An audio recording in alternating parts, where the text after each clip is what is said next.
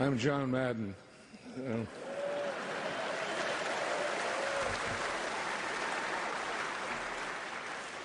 Condolences to the family. You know, I'm sitting down there in front, and I'm on the corner, and next to me is Joe Gibbs. Next to him is Dan Fouts. And the three of us are in the Hall of Fame because of Don Coryell. There's something missing.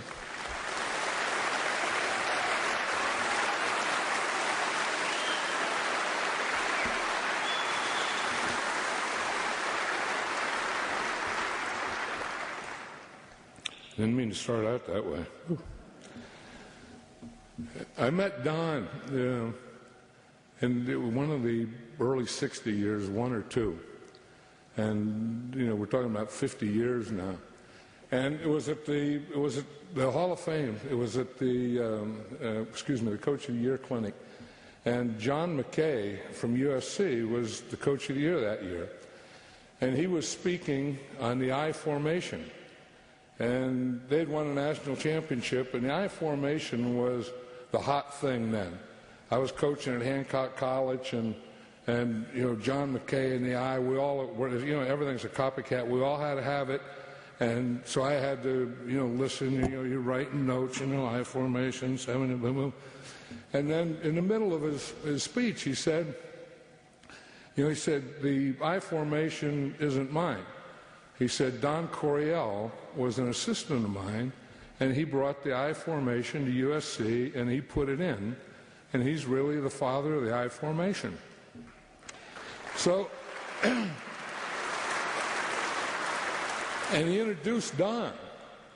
And so I look over there and see where Don is. Now, after the thing's over, everyone runs up to the podium to get more out of John McKay and the I formation. I figured, hell, I'm going to go over and talk to the guy that taught the guy about the I formation. So I went over and talked to Don Coryell. And I sat with him the rest of the clinic. And he told me everything that I needed to know about the I formation. That, you know, he shared. And you know, you think of Air Coryell and all those things, but I think 50 years ago, Don Coryell invented the I formation.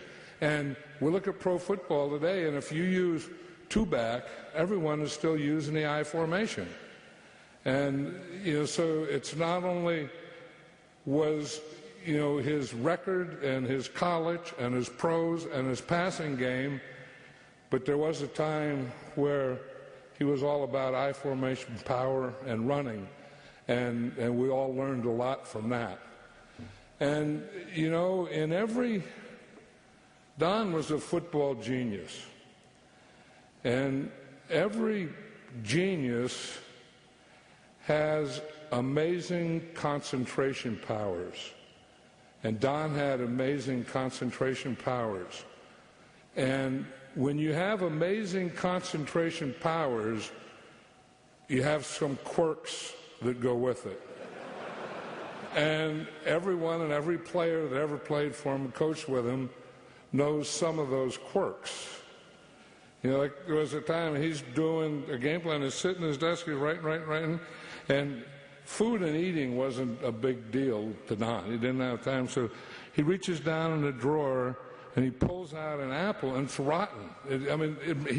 He ate like half of it 3 months ago, and he's writing, he's looking, and he takes a bite, and I said, Don, that's rotten. He goes, oh, you know, throws it in, and he wasn't thinking about eating. He wasn't thinking about the apple. He was thinking about what he was doing, and his concentrated powers were amazing. He lived on top of a hill, and he had a long driveway, and then the street. So what would happen on garbage day, he would put the garbage can in the back of his white station wagon. He had a white station wagon. He would drive it down to the bottom of the hill, you know, and then the quirks that go with concentration, that go with genius, he would make a right turn and drive the garbage to work 90% of the time. And then you talk about stink. We'd be in two-a-days right here at San Diego State, And after practice, Don would all go out to dinner, so we'd get in his car. And on one of those garbage days, man, you get in that car and you'd pass out. I mean, you would want to walk or run to dinner rather than ride with Don Coryell. And then he did the same thing. The other trick was, lived on top of the hill, and Elisa would come out with Mindy. Mindy was about 4 then.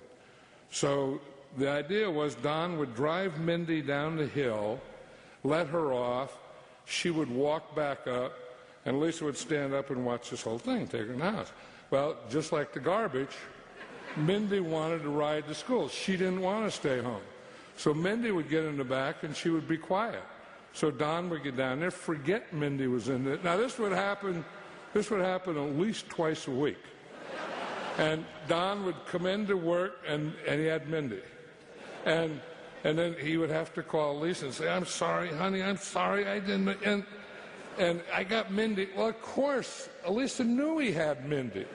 Elisa was watching from up there and watching him take that right and not let Mindy off. He's waiting for her. So now, poor Elisa, being the great wife she was, and she never said, all she did was smile, and she was one of the great people.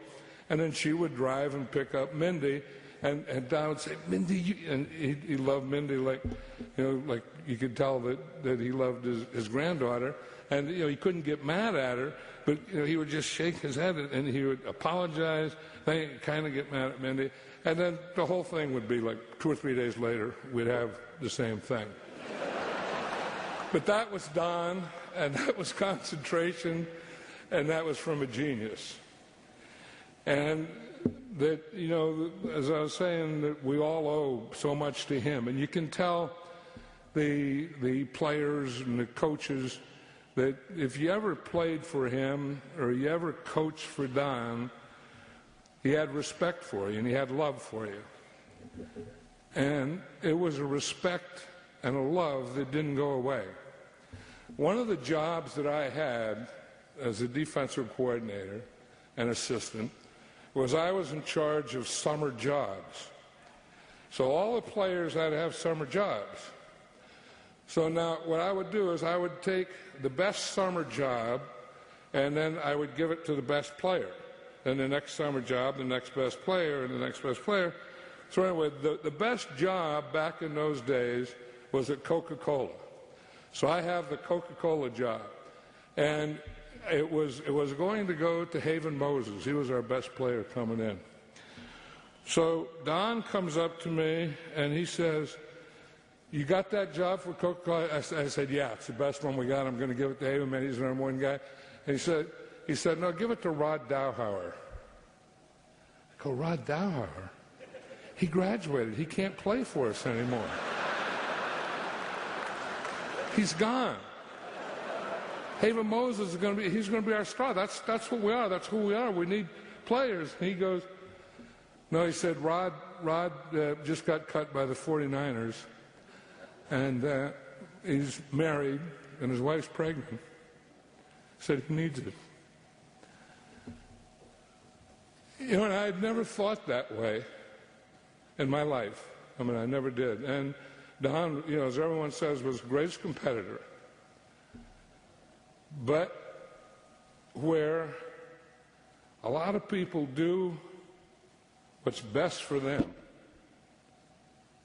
and a lot of times what's best for the team,